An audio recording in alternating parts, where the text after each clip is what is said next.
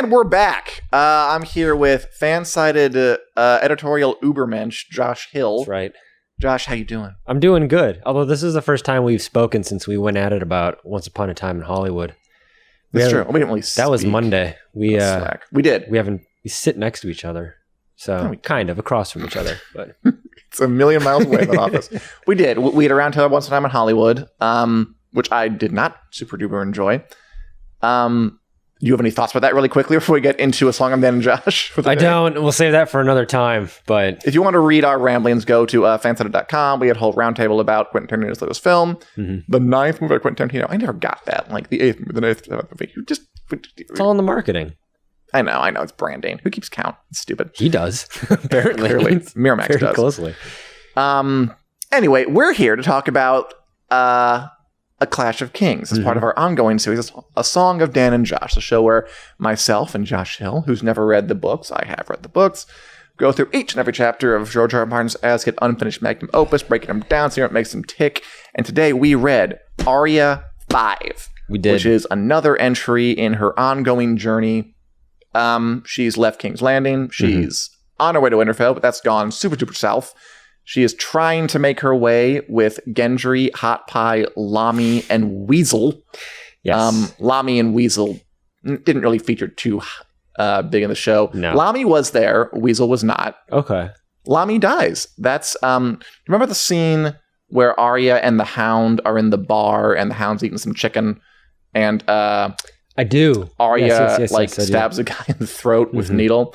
That's revenge for Lamy's death. Oh. And he dies here too, in much the same way. Yes. So yeah, he's in there. Weasel is like this kind of feral child who was clearly scarred by war and just like kind of hanging out of them just out of instinct. They cut her. Yeah, well, as you do, apparently. Yeah, not terribly important.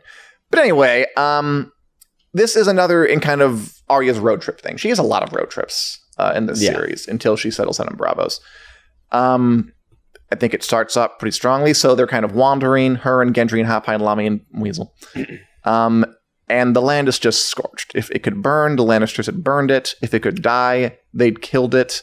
And we top it off. We start off with like some really just images of more of just this war-torn country. Because, we're going from the city, King's Landing, where it's more or less, they're more or less safe behind the walls. And things are, you can tell things are happening. Like the peasants are revolting and Joffrey's going out in his tank to fight them like an idiot.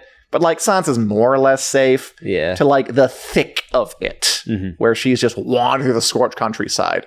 Sir Aemmy Lorch had given no more thought to burying his own dead than to those he had murdered, and the corpses of 4 Lannister men-at-arms were heaped near Yoren. She goes back and finds Yoren. They go back into the town to find their old compatriots who died in the last battle.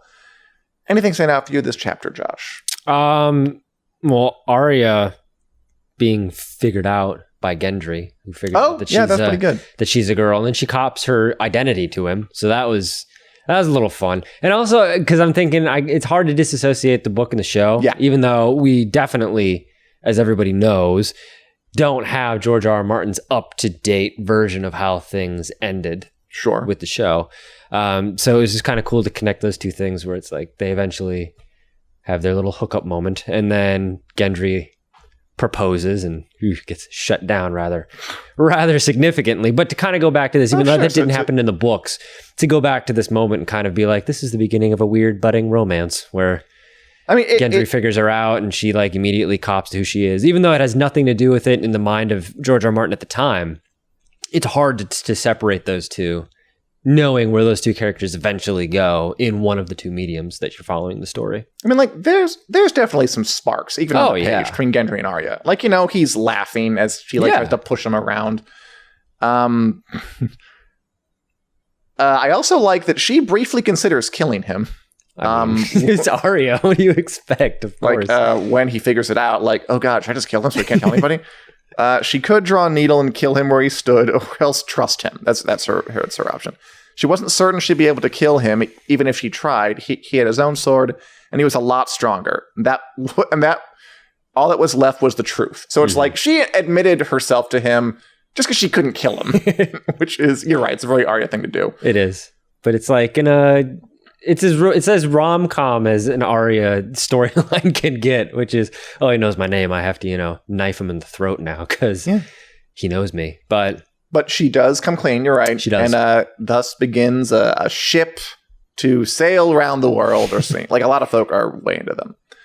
And it's much the same on the show. Like he finds out. Yeah. But you see, he knew that she was a girl. He didn't know that she was highborn. Mm-mm. So after that, that's when he gets nervous. Mm-hmm. He starts calling her my lady and thinking like, I shouldn't have said all that. I shouldn't have said all that about Cox. Sorry, that was inappropriate.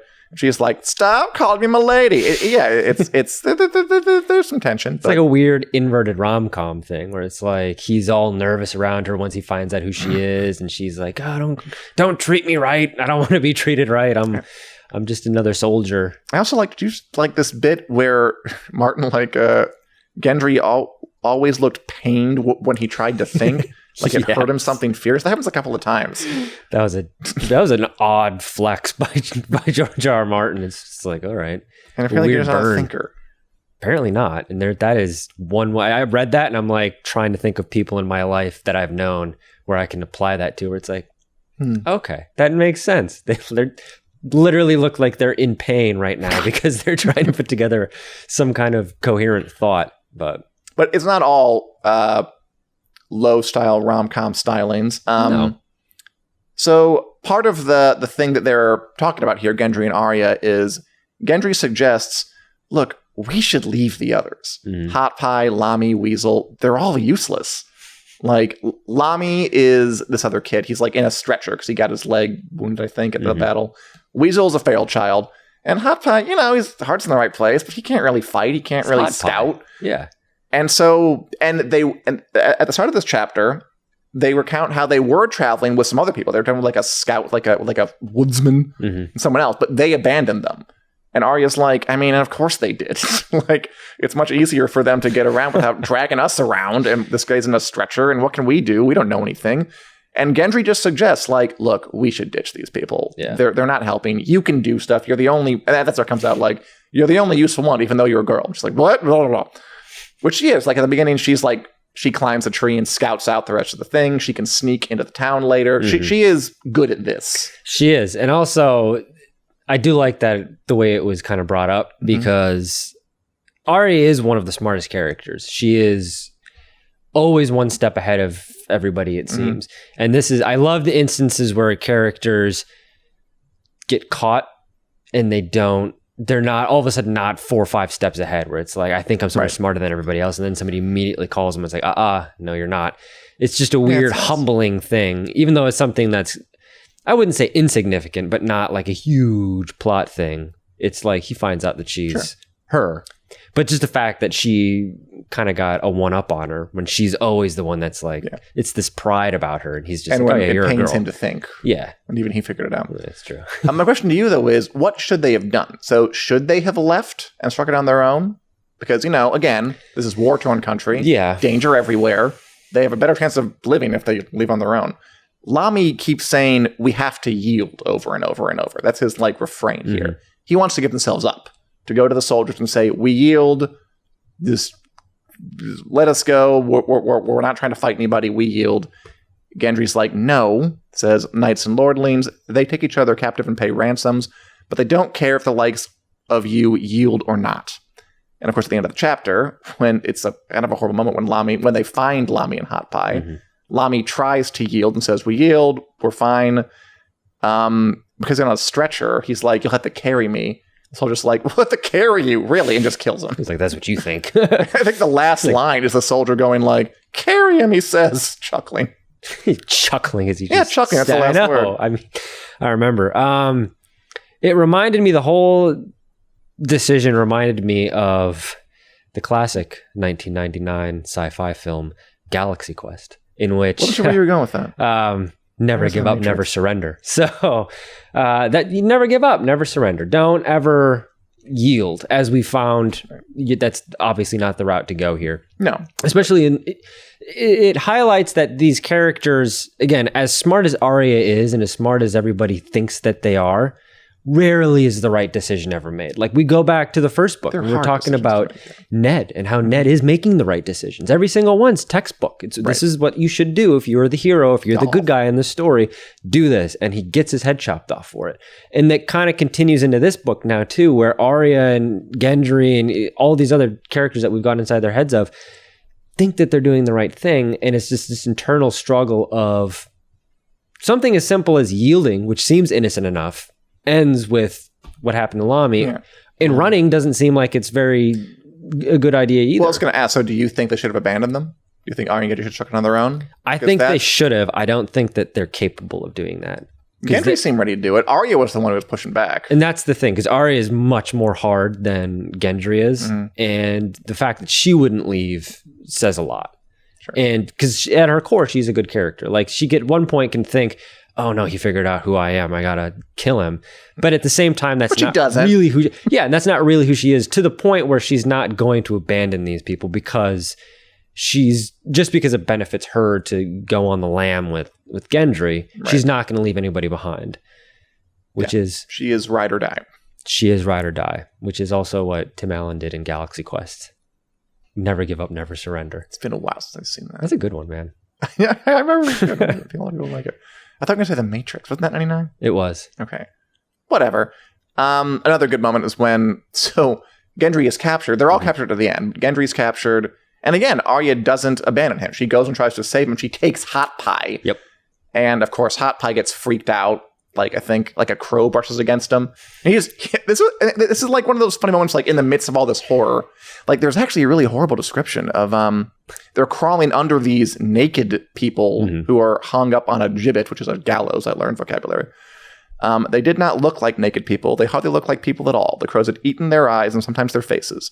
Of the 6 in the long row, nothing remained but a single leg, still tangled in its chains, swaying with each breeze. So they're crawling under that to like go free Gendry. And a crow lands near Hot Pie, and he just shoots up and just yells, "Yield!" I've never related with a book character more than I did in that moment, where I was like, "That's me. Really? I'm yielding immediately as the crow brushes past me." Can you like see the visual? Like it's not just he yields up; he yields up like and is like into the underside of a naked, brutal body, like going, "Are you?" And that didn't make it into the show, obviously, but it's this weird mix of like, this is horrific. They're crawling under dead bodies to like save their friend who was going to be killed. Mm-hmm. But it's kind of funny too. It is funny. Well, I mean, we talked about Once Upon a Time in Hollywood. There's funny moments in that too. But I mean, there's instances in which something grotesque can be funny. Yeah. Probably because it is so grotesque that you're looking for that payoff. You're looking for that relief to be like, oh, okay. And that's what that was. Because if it's just that, it's like this really... Because the mood was set. Like, the scene was there. Like, we understand that this is this terrible thing. And it's the unexpected break in unexpected humor that makes it even better. Like, it's not that funny of a concept unless you have it play out that way. Then you're like, oh, because most of it's relief. You're like, oh, okay, a quick break from this terrible bodies hanging in chains and crawling under them to save Gendry. You know what I would say is that unlike Once Upon a Time in Hollywood, the humor here just came from the reality of the absurdity of the situation. That's true. Where it's just that weird. Whereas Once Upon a Time in Hollywood, it was just contrived nonsense. I didn't really like it. Anyway, the last thing I wanted to touch on, I liked this one bit where they're walking along the riverbank and Arya sees some swans. Mm-hmm. Just like hanging out. No one had told them that war had come, and they cared nothing for burning towns and butchered men. She stared at them with yearning. Part of her wanted to be a swan. The other part wanted to eat one, which is another kind of funny bit. Yep. But again, I really like that. Like the really kind of beautiful lyrical thing where I want to be a swan because they don't know what war is. Also, I'm hungry as hell. It probably tastes good. I'd like to eat that bird. Does it taste like chicken? I don't know. We're not going to find out. You ever had swan? So. I haven't. No, I'm having it for dinner tonight, though. So I'll let you guys know next week what swan tastes like. All right. I think we can probably tune in next week to see how Josh Hill enjoyed swan. Fried swan. Yeah. What's our next chapter? Tyrion chapter. I do like the Tyrion chapters. Yeah, there's a lot of them in this one. He's kind of if like Ned Stark was the main dude for the first one, Tyrion is point man. I like it. Kings. Do we have any questions or comments about any of this? We don't, but Julie says hi. Oh. So hi, Julie. All right, I'll see you next Julie. week. Yes, goodbye. Next week for more Song of Ben and Josh, more Song of Fire, Game of Thrones, fantasy, sci-fi, genre news. Thanks for watching, everybody. Adios.